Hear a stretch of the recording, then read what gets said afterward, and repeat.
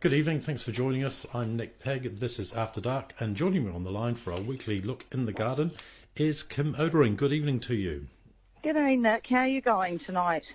Very good, Kim. My garden's looking a bit sad at the moment. There's lots of leaves and things hanging around, and I just wondered, should I be throwing those away in the compost bin, or should I gather them up and use them as mulch? Either. You can put them in the compost bin if you've got one, or you can gather them up and put them on the garden for mulch. But generally, under bushes, camellias, rhododendrons, just generally around your garden. The garden does look pretty sad at this time of the year, though, Nick, because it's kind of a dreary time of year. But look, I'll tell you what, there's plenty to get going with, like potatoes in the garden. The potatoes, the early cropping potatoes are in now, and so they need to be picked up from your garden centres and got in. There's vegetables that can be sown now. You know, when I lived in Barrington Street, I had a excellent veggie garden that I rotated throughout the year, and how I did that was I raised beds, one railway sleeper high, and then I would take the inch stakes and stake them around the bed, and then I braced that with other stakes across the top and basically made a cloche that stood a metre high. And so I put microclimate over the top. Now, if you plant your brassicas now, your broccoli, it should be harvesting Brussels sprouts now, but if you plant your other brassicas, broccoli, collie, cabbages, and what have you, they will give you a crop probably around about the end of September, October. If you had planted them a month or 2 months ago, they would have given the most beautiful crop at this time, right, just as we reach into mid to late August. And I used to rotate my crops in my garden like that, and plant just 6 collies, 6 broccoli, 6 cabbage, and then I'd have extra room, so about 3 weeks after I'd plant in another 6 of everything. So, but now potatoes, like I said last week, make sure your strawberries are in, because that way you'll get 2 good crops of nice crops out of them throughout the growing season. Asparagus, strawberries, potatoes, you can sow carrots, any vegetable that's available at your garden centre in packs now, you can plant. Kim, I just wanted to ask you about, you mentioned potatoes. Over in the United Kingdom, where they have a lot more severe frost than we do, and it can go on for months, they used to do this thing called double digging, and they would use the frost to break down the soil. Is that something that we do here in Canterbury? We don't generally have to do that. Yeah, right. We don't get any sort of real permafrost at all. I tried growing my. There was one year I tried growing my potatoes with that carpet idea, where you put them on you spread out old carpet and you put layers of pea straw on top. What a nightmare! It was actually a real nightmare. No, I still believe in just getting them in the ground. It's still hard work, but there's nothing nicer than your new potatoes and what have you. Are there particular varieties that like our locale? That like where we live, this region, particular types of spuds? Well, not particularly. I mean, like your early cropping varieties, which are about 60 to 90 days. I'm quite sure of that. They will give you a crop later on, and around about October, November, I think, those potatoes. But we're not getting a lot of frost at the moment this year. The varieties that are available in the garden centre now, it just depends what the flavour of the potato is that you like. Okay, so you'll get red skin ones and you'll get gold skin ones, and they're very good in garden centres now at giving you a description of the potatoes, what you're buying, and what coloured flesh they've got, and what they're good for. They're pretty good at that now. Can I just ask you about storage of potatoes? Because you might get a big crop and not want to use them all. Is it right that you can put them in a big heap, cover them in a sack and some soil, and then go back to them later? Well, if you look at potatoes, and through the growing season, if you don't dig them up, well, they will just die down again and come again the following year. I've never actually stored them because it's just as easy to go down and get a new bag of them. But yes, you could store them for a certain period of time. Yeah. Now, it's not really warm enough for kumara and sweet potato down here, is it? Or is it? I actually haven't tried to grow kumara and sweet potato the kumara down here, the sweet potato, which is actually a member of the Ipomea family, interestingly enough. And New Zealand protects that. They protect the government protects bringing in any type of Ipomea plant because they don't want any diseases coming in on any Ipomea that could affect our kumaras. I've actually have not grown them here, but I know that I know of people who have. I haven't actually personally done it because I don't eat a lot of it. So I just go down to the supermarket and buy one or two. So I'm not an expert in that. Now, I know that you wanted to talk a bit more about pruning again this week. Well, look, I thought about, pruning is always, people do that best by visually seeing it, like going to a class, which sometimes nurseries run or various garden clubs run.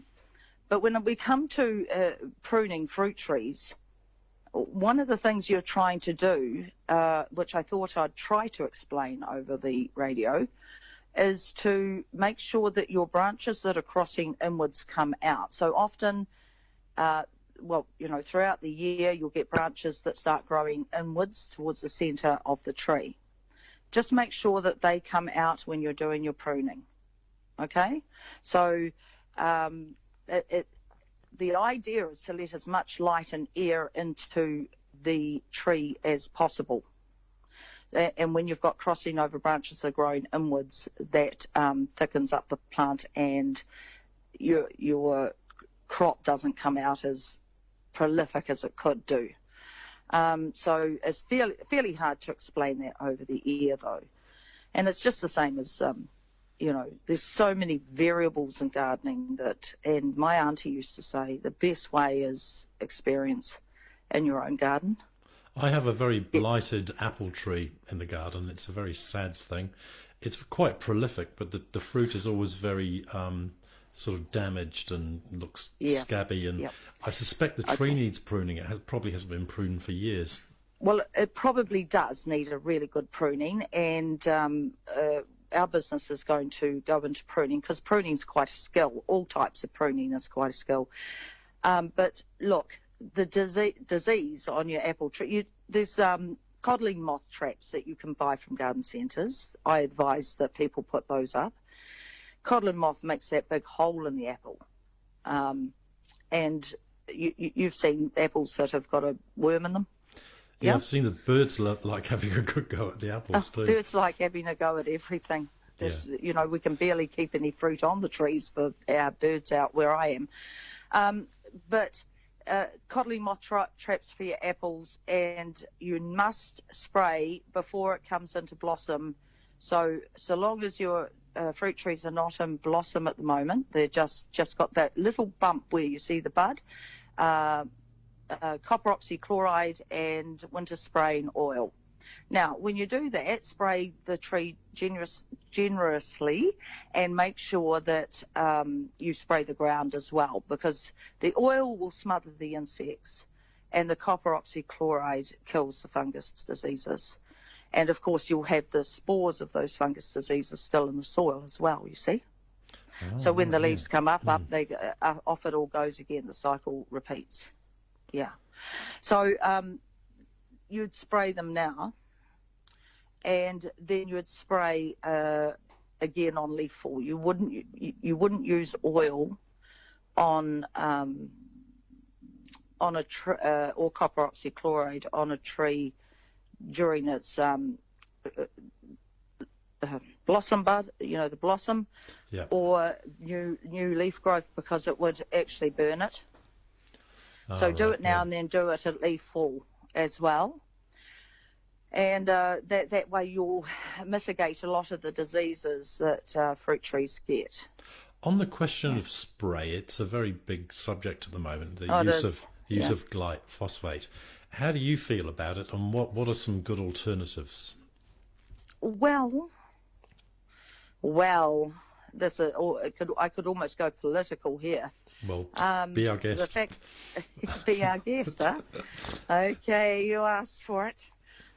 Look, I grew up around a lot of poisons, and I'm not saying that poisons are good for anybody, but given the correct equipment, I think we've all gone a little bit safety conscious on everything.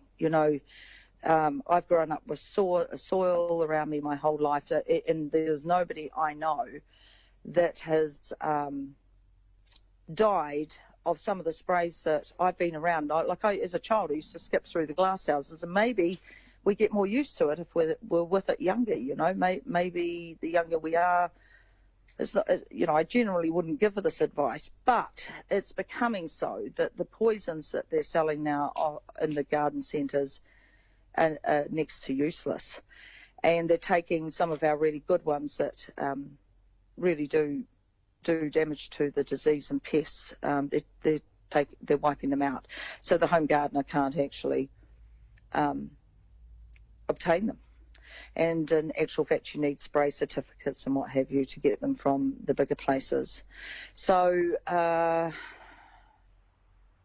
sulfate of iron will knock out moss and what have you, and actually applied directly to dandelions in the lawn and what have you, that will knock out some of the moss and your dandelion problems. There's just not a lot around that will do damage to oxalis. You can forget that.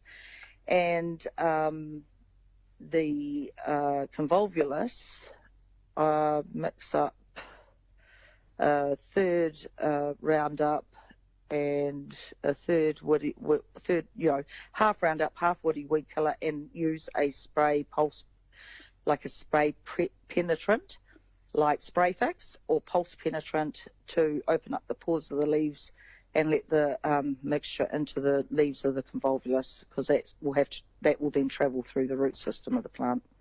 So convolvulus is a real problem in a lot of gardens in Christchurch. Is it not enough just to pull it out? Do you have to kind of put something on it so it goes to the root and kills it? It depends how old the plant is. Usually the plant is coming from a parent plant somewhere, and but by the time it's sent out all its runners, it's impossible. And the older the garden, the more impossible it is, because it's gone so far. So yes, it's really best to use one of the heavier sprays on it. My brother Aaron does garden doctoring, and I'm pretty sure that he would take care of something like that.